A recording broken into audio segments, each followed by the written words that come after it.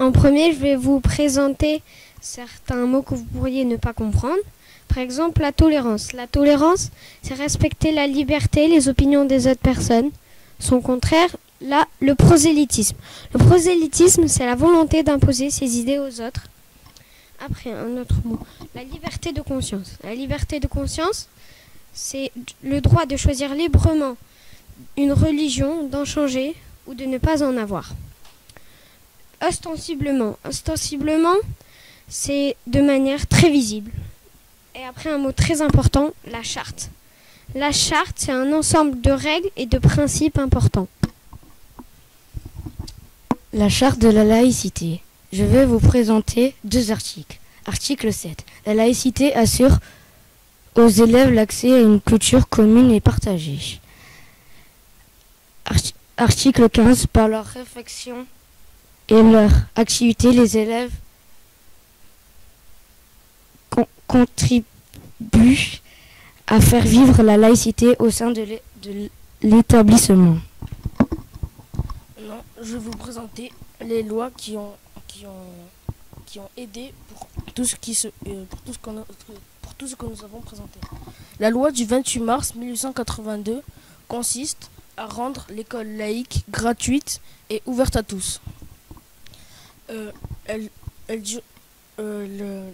Les élèves sont obligés d'aller à l'école pendant la semaine et les jours là où il n'y a pas d'école, les familles peuvent aller dans les écoles, peuvent mettre les enfants dans les écoles privées pour apprendre des religions ou autres. La loi du 9 décembre 1905, c'est la séparation entre l'Église et l'État qui fait que les citoyens, pour faire partie de l'État, ne sont plus obligés d'avoir une religion et faire partie de l'État, sont plus obligés d'avoir une religion. C'est la liberté d'expression.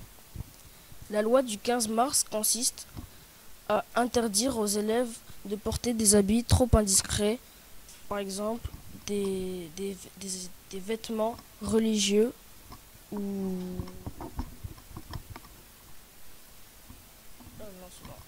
trop religieux. Maintenant, on va parler de l'arbre de la laïcité. Là, les racines signifient le passé, le tronc signifie le présent et les branches signifient le futur. Après, les mains signifient que tout le monde est égaux, quelle que soit leur religion, leur sexe ou leur couleur de peau. Les cocardes tricolores, c'est un symbole de la République française.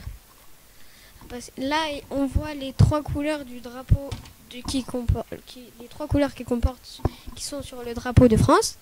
Et le bonnet phrygien, ça représente la liberté.